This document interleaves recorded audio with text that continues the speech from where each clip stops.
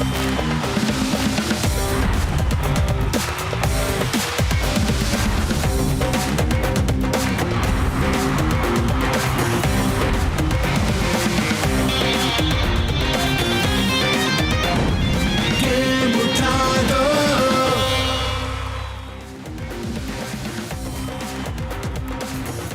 वालेकुम, मैं हूँ शुमाइला चौधरी और मेरे साथ मैं हूँ आपका होस्ट चौधरी इरफान ज़हीर। और आप देख रहे हैं क्रिकेट एशिया कप की special transmission sports on game उठा दो। पाकिस्तान और इंडिया के दरमियान दिलचस्प मैच जारी है। टीम इंडिया ने टॉस जीतकर पहले बैटिंग का फैसला किया और मैच अभी जारी है। 5 विकेट्स के नुकसान पे उनका स्कोर जो है इस वक्त 234 है। स्टार्ट तो बहुत अच्छा हुआ है, लेकिन स्टार्ट में तो 66 रन्स पे 4 आउट हो चुके थे। उसके बाद मैच के साथ क्या हुआ, हमारे साथ बात करने के लिए इजहार बाजवा और महमूद साहब। अस्सलाम वालेकुम। वालेकुम सलाम। थैंक यू फॉर ज्वाइनिंग जी। बिल्कुल आपने जिस तरह इंट्रो में कहा, बड़ा ज़बरदस्त किस्म का स्टार्ट पाकिस्तान ने लिया, बट अनफॉर्चुनेटली हमने देखा कि टॉस जीतने के बाद उन्होंने बैटिंग का फैसला किया। पहले तो डिसीजन के बारे से आपसे जानना चाहूँगा, कैसे देखते हैं? इंडिया ने बड़ा रिस्की डिसीजन लिया था, ख़ास तौर पे जब वेदर इस तरह का अनसर्टेन हो, बारिश के इम्कानात हो, तो जो टीम सेकंड बैट करती है उसको एक तो ये फ़ायदा होता है कि डकवर्थ लुइस सिस्टम जब इट कम्स इनटू प्ले तो आपको पता होता है कितना टारगेट आपको चेज़ करना पड़ेगा। साथ ही साथ जब बारिश हो रही होती है तो बैटिंग साइड का मोमेंटम भी डिस्टर्ब होता है, तो इस वजह से वो कंटिन्यूटी और फ्लो मोमेंटम नहीं बना सकते। इस हवाले से जो इंडिया का डिसीजन था बड़ा रिस्की डिसीजन था। खास तो शायद वो इस ये भी चीज़ उनके जहन में होगी कि अगर अंडर लाइट्स पाकिस्तान के जो फास्ट बॉलर्स हैं हारिस रऊफ, नसीम शाह और शाहीन शाह अफरीदी को खेलना ज़्यादा मुश्किल हो, तो नज़र आ रहा था कि शुरू में के जो डिसीजन उन्होंने लिया है उनके अगेंस्ट चला गया, क्योंकि जब ओवरकास्ट कंडीशन हो, क्लाउडी कंडीशन हो, तो स्विंग ज़रूर और ज़्यादा होती है, नॉर्मल से ज़्यादा स्विंग होती है। उस स्विंग को शुरू में पाकिस्तान के बॉलर्स ने एक्सप्लॉइट भी किया। शाहीन शाह अफरीदी ने बहुत ही बेहतरीन बॉलिंग की, और जो इनके टॉप बैट्समैन है, रोहित शर्मा है, कोहली है, शुभमन गिल है, उनसे तो पिक ही नहीं हो रहे थे हमारे फास्ट बॉलर्स। हारिस रऊफ ने 2 विकेट्स ली, शाहीन शाह ने 2 विकेट्स ली, तो 66 फॉर 7 जब हो गया था उस टाइम तो लग रहा था कि it's time for Pakistan to go for the किल।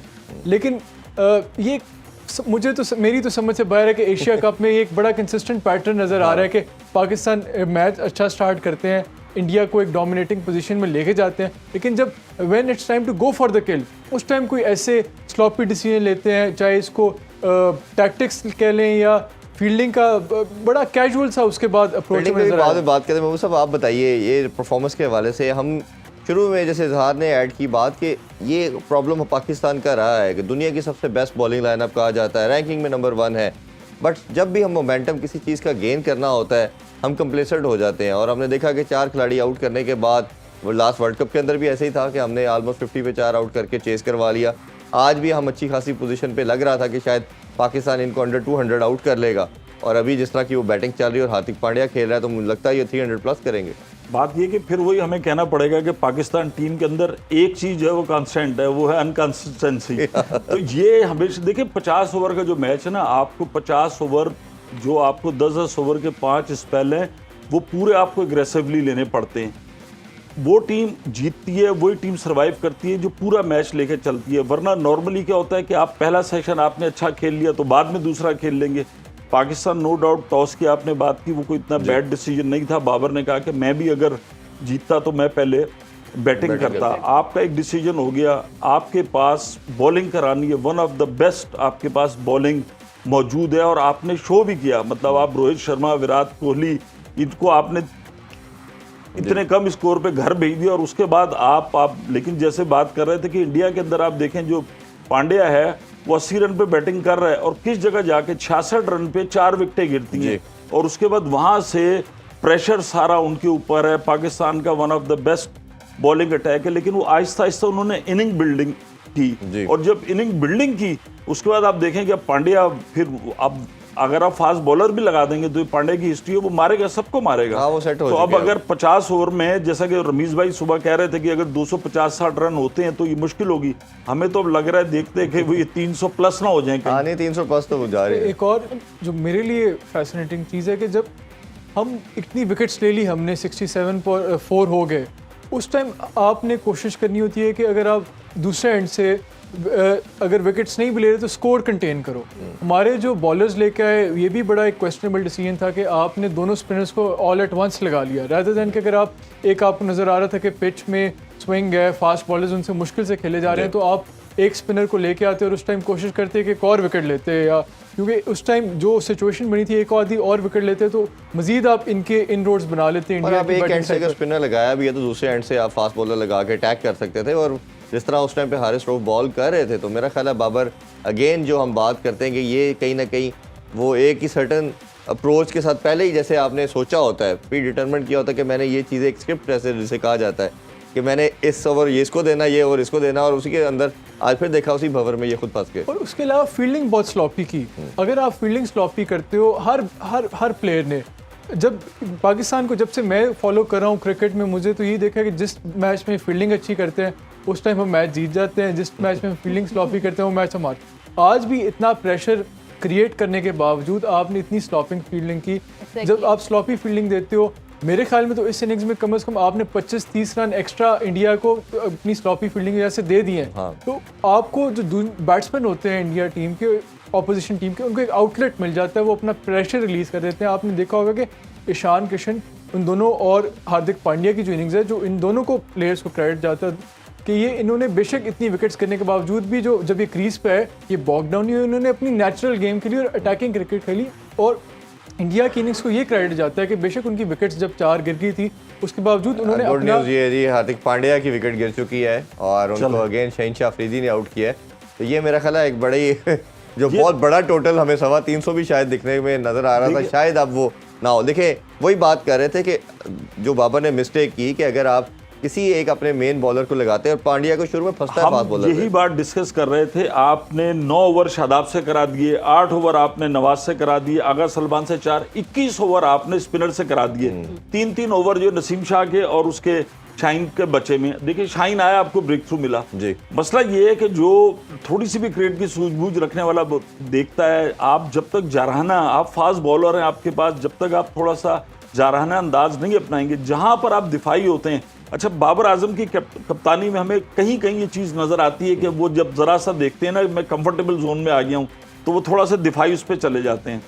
अगर आप मुस्तकिल उस पर एग्रेसिव हमला करते रहें, शाहीन के 3 ओवर बचे में, बाकियों के 6 ओवर अगर ये पहले करा लेते, जो आपने 21 ओवर मुस्तकिल स्पिनर से कराएं, तो वहाँ आपको मिलता अगर ये पांड्या पहले चला जाता। इसलिए कि इस जितनी बारिश हो चुकी है, जो विकेट है, और फिर स्पिनर्स को थोड़ा सा भारत के एज हासिल है, तो वो अगर पाकिस्तान अगर 250-300 रन होंगे तो वो अच्छी बॉलिंग करेंगे। ऑब्वियसली सही कह चेस रहे हैं करते हुए भाई, बड़ा अगर, मुश्किल हो जाएगा। पाकिस्तान अब जो सिचुएशन बनी है, कोशिश करनी चाहिए पाकिस्तान को हो सके 300 से पहले रिस्ट्रिक्ट करें इंडिया की टीम को। अगर 300 से ऊपर चले गए फिर तो पाकिस्तान की मुझे तो बहुत मुश्किल लगता है कि पाकिस्तान 300 प्लस चेज कर सकते हैं। अभी जो एक एडवांटेज है पाकिस्तान को कि आपने पांड्या को आउट कर लिया जो सेट बैट्समैन है, और ये इस तरह की पिच नहीं है कि आप आते साथ ही फ़ौरन बहुत ऑल आउट अटैकिंग क्रिकेट कर सकते हो। और वैसे भी जो इंडिया की बैटिंग लाइन है उसमें इतनी डेप्थ नहीं है जितनी पाकिस्तान की बैटिंग लाइन में डेप्थ है। अब शार्दुल ठाकुर आएंगे, उसके बाद सिराज है और भुवनेश्वर कुमार, तो वो इस तरह सॉरी जो दूसरा उसमें उनका जो है फास्ट बॉलर है जसप्रीत बुमराह है और सिराज आएंगे। तो अगर आपने एक और विकेट लेते हो तो फिर इनके टेल एंडर्स आ सकते हैं। तो आप आखिरी 5-10 ओवरों में 5 ओवर जो रह गए हैं उसमें आप 280 तक आप अगर रिस्ट्रिक्ट कर लो फिर भी you still in the game. Concern ये है, पॉइंट ये है कि जो हमने भी प्री मैच बात की, अभी भी यही कर रहे हैं कि आपने इनको 50 ओवर खेलने नहीं देना था, आपने इनको रिस्ट्रिक्ट करना था। और वो करना कैसे था कि आपके पास एक ही ऑप्शन थी, ऑल अटैक करें और इनकी विकेट्स लें। जब ये एक मंत्रा आपका एक प्रूवन मंत्रा है और एक माइंड सेट होना ये चाहिए, ये समझ नहीं आती कि ये बैक फुट पे क्यों चले जाते हैं। और जिस तरह रमीज सर ने भी सुबह ये बात की कि ये मिड ऑन पीछे ले लेता है, लॉन्ग ऑन पीछे ले लेता है, फील्डर स्प्रेड करा देता है और रन्स देता है। तो वही चीज़ हुई कि आपने स्पिनर दोनों एंड से लगाए, फिर आपने फील्डर पीछे स्प्रेड कर दिए, उनको मौका दिया सेटल होने का। सेटल होने के साथ बुरी फील्डिंग की वजह से आपने 25-30 रन जैसे आप कह रहे हैं उसका 2 डिस्काउंट आए। नंबर 1 कि आपने रन ज़्यादा दे दिए, दूसरा ये कि अगली टीम को मोमेंटम मिल जाता है। तो दोनों चीज़ें आपने करवाई। तो ये मेरा ख्याल है क्रिकेट आपको बार बार अपॉर्चुनिटी नहीं देती। आपने देखा होगा कि हमने शुरू में अपनी विकेटें बैटिंग करते हुए नेपाल की गेम्स भी ज़ाया की, बट वो एक हल्का हरीफ था, आपने ग्रेजुअली अपने आप को कम बैक कर लिया। बट बड़ी साइड के गेम्स जब आप खेलते हैं, जैसे आप इनके गेम्स खेल रहे हैं या आगे आप कभी ऑस्ट्रेलिया इंग्लैंड या इंग्लैंड के अगेंस्ट खेलेंगे तो ये आपको कभी कम बैक का मौका नहीं देते। तो ये मेरा ख्याल है बाबर को इस पे सीखना पड़ेगा। अब काफ़ी टाइम हो गया, 2.5-3 साल से वो कैप्टनसी कर रहे हैं। ये आपके हारिस साथ- राउफ ने 3 आउट किए तो उनकी परफॉर्मेंस तो बहुत अच्छी रही शुरू में, और कहाँ देखते हैं अब उसको? देखिए उनकी शुरू में उन्होंने बहुत अच्छी बॉलिंग की, लेकिन जब सेकंड हाफ में वो आए तो पांड्या से उन्हें थोड़ी बहुत मार भी पड़ी। तो ये एक नेचुरल फिनोमेना है मेरे ख्याल में। उनको तो जहाँ क्रेडिट देना बनता दिया जाना चाहिए, लेकिन जो कैप्टनसी के हवाले से जो उनकी बेहतर यूटिलाइजेशन है उनकी एज अ कैप्टन, वो मेरे ख्याल में फास्ट बॉलर्स की इस मैच में नहीं की गई। जब आप एक कमांडिंग पोजीशन में आ गए थे, वहाँ पे उन्हें और ओवर्स देने चाहिए। तो लग रहा था कि ख़ास तौर पे जब उन्होंने चौथा विकेट लिए, उसके बाद उन्हें अगली ओवर में उन्हें उतार के स्पिनर ले आए गए। तो उस टाइम जब बंदा फॉर्म में होता है, मोमेंटम में होता है, फ्लो में होता है, उन्हें रखना चाहिए था। अब दोबारा second half of the innings में इस तरह जब 2 बैट्समैन सेट हों तो डेफिनेटली जब आप वापस आते हो तो वो वाला आपका फ्लो, रिदम, मोमेंटम नहीं रहता। और प्रेशर भी बना हुआ जी था, महमूद साहब, बनाने आपसे मैं जानना चाहूँगा स्पिनर के हवाले से। हमने कल भी ये बात की कि एक और विकेट भी गिर चुकी है, साथ साथ अपडेट भी हम करते चले जाते हैं।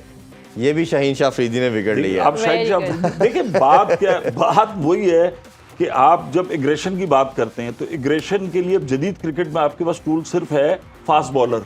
देखिए वो लेट 70s की 80s की क्रिकेट होती थी कि भारत जो है 5 स्पिनर के साथ जा रहा है। भारत की तरफ से तो उनके कृष्ण गावरी, चंद्रशेखर प्रसन्ना, बेदी, मतलब पहला ओवर ही जो है इनिंग का आगाज भी स्पिनर ने किया है। लेकिन उसके बाद फिर जब क्रिकेट तेज हुई, वेस्ट इंडीज जिसको काली आदमी कहा गया, वो फिर मार्शल, ग्रेनेज और वो सारे उनके एक बॉलर थे गार्नर, तो उसमें क्या था कि वो 5 बॉलर आते थे काली आंधी। आपके पास बेहतरीन अटैक मौजूद है, एग्रेशन तो आप फास्ट बॉलर से लेकर आएंगे ना जी।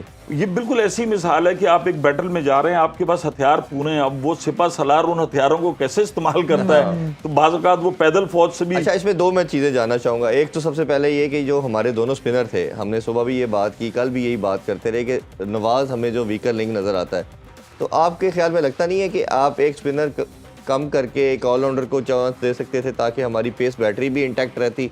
और पहले आप बताइए, फिर आप सेम यही आपसे जानना। देखिए अब वो इफ एंड बट्स तो बहुत सारे हो सकते हैं। यही नवाज के मुतालिक सीरीज शुरू होने से पहले कह रहे थे कि नवाज जो है वो इतनी क्रिकेट खेल चुका है, लेकिन अभी तक ये इस्टेब्लिश नहीं हुआ। और बड़े बड़े जो वो पंडित हैं वो यही कह रहे थे कि नवाज को 11 का मुस्तकिल हिस्सा होना चाहिए।